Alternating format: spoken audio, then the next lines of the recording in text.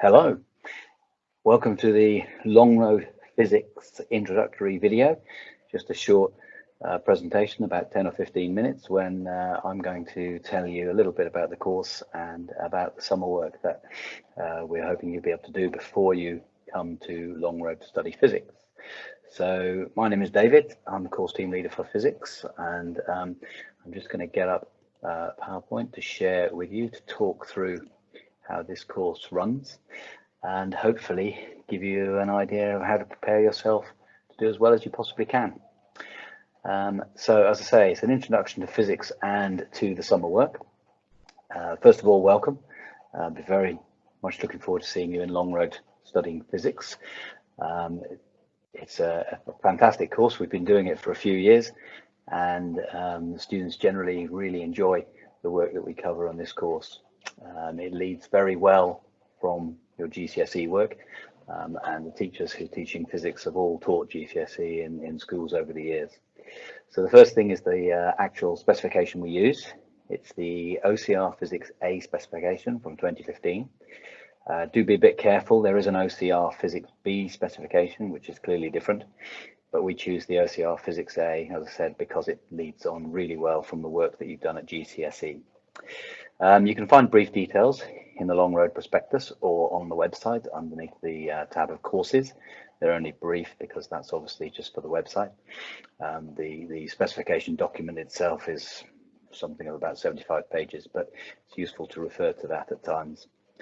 This is a 2-year course. It's full A-level. It's a linear course, so you will be doing 3 exams at the end of the course in the May of your final year, and whatever marks you achieve in those exams will go towards the grade that you get finally awarded.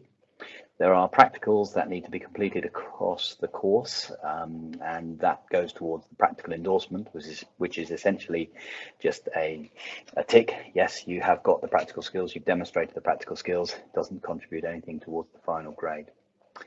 So the modules we cover, essentially 4 modules.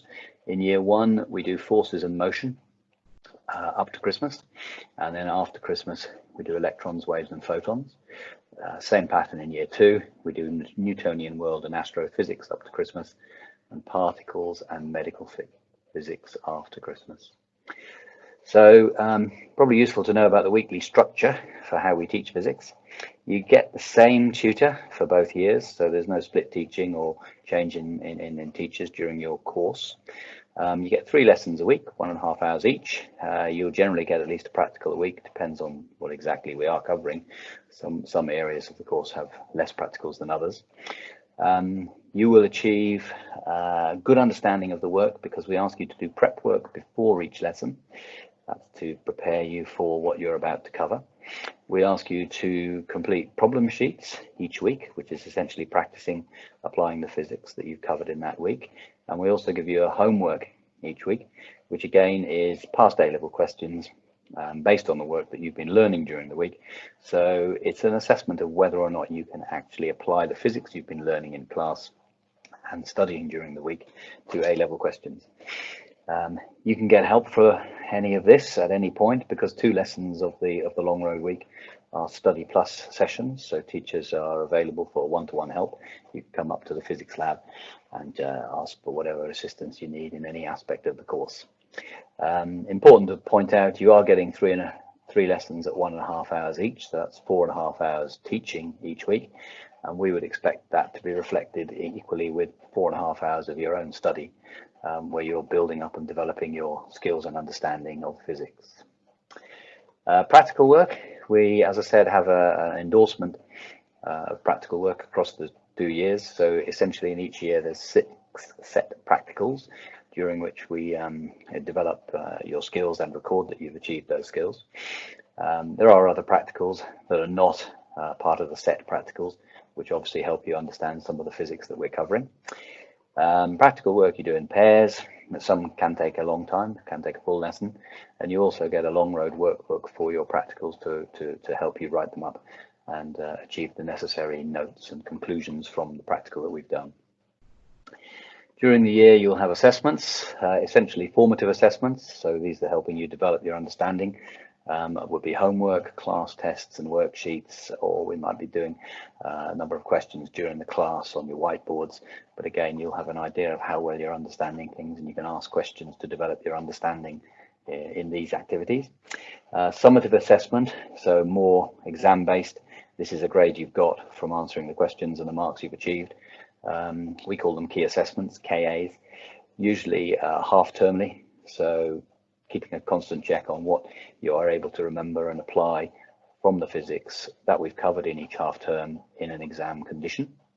End of year 1 exams particularly important, because of course those go towards predicted grades used in year 2 for your UCAS. There's quite a few bits of resources that we have got prepared for you. So you have a learning outcomes booklet. Obviously lessons address learning outcomes, and you'll be able to see them and tick them off and refer to them in your learning outcomes booklet, which also has some questions to help you with understanding what those mean. You have a prep booklet for every lesson. There'll be a prep, about 5 questions that you need to refer to, maybe research, but get answers to before the lesson. There are booklets of problem sheets. So again, on a particular topic, Young's modulus, for instance, there will be a set of questions. They will be starting reasonably easy, but going on to quite tricky towards the end to develop your understanding, and weekly homeworks. We have a Moodle virtual learning environment for the college, and there's a physics page on there, which also includes an electronic interactive textbook, which is a useful resource for your self-study. And as I said before, there's support in what we call Physics Study Plus, where you can come and find your physics teacher. We also run a therapy session after college as well. Therapy in a general word, come and find out what you need to, or get help with what you need to for your physics. Things we've done in the past outside the classroom, we regularly each year go to the A-level physics lectures run in the Cavendish Laboratories, Cambridge University. We also go to their particle masterclass, that's particularly in year 2 for the particle physics. There are 3 or 4 days, companies coming in who then run activities called project days, where you go out and you work in teams of other students on particular activities that companies have set up. We had a team took part in the International Space Design competition. We hosted a school visit from Paris. We've also got every year an education engineering scheme, whereby we have a team of students from physics who have worked very closely over a couple of hours every week with mentors from ARM, essentially learning to do some programming of a microchip and using it to do whatever project they've decided they're going to embark on. So again, really good opportunities for you to look at the world of work and develop your skills. And TWI, that's the Welding Institute, have links with us. They've come in and taught some lessons in the past, and we've been out to visit their engineering facilities out on the Science Park. Here's a picture of the Space Design Challenge. Students deciding how they're going to develop this mining satellite that was the challenge for this year. These are the students from Paris who've come over with Vincent, the French physics teacher, who I've met a few years ago. We've had a link with him ever since. TWI, the engineering facility, lots of metal, obviously a welding institute. They're all about cutting and fixing pieces of metal, but to very, very precise and high standards. So that's very interesting for the students. This is a visit to CERN, which occurred in 2017. These students actually won the engineering education competition scheme, so that was quite useful. There's a project day at TTP, so this is the technology partnership. They were trying to design a way of a device to give surgeons a way of inserting fat to reconstruct faces, which was all very interesting. We've got the EE scheme here, so here's Richard from ARM with the students doing a bit of programming. This is the project that was completed not last year but the year before.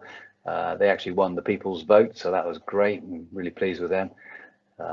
Designing a pair of goggles that you probably just can't see here, but essentially they were to help people who are hard of hearing realize from which direction a sound they'd heard had come from.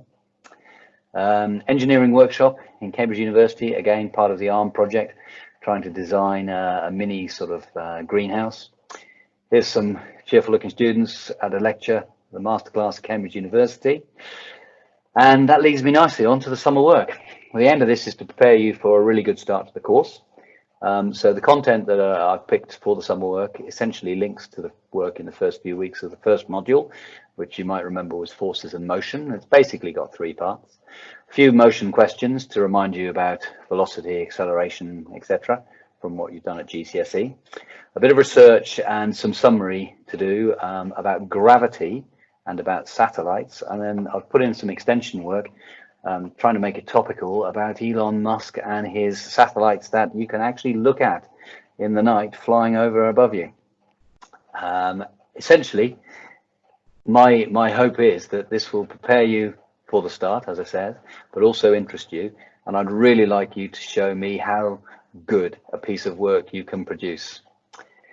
Here's a couple of shots of the outgoing year 2s, not all of them actually in that photo, but there's a bunch of them from my year 2 class in the physics lab. And there's Bledden with our Einstein statue.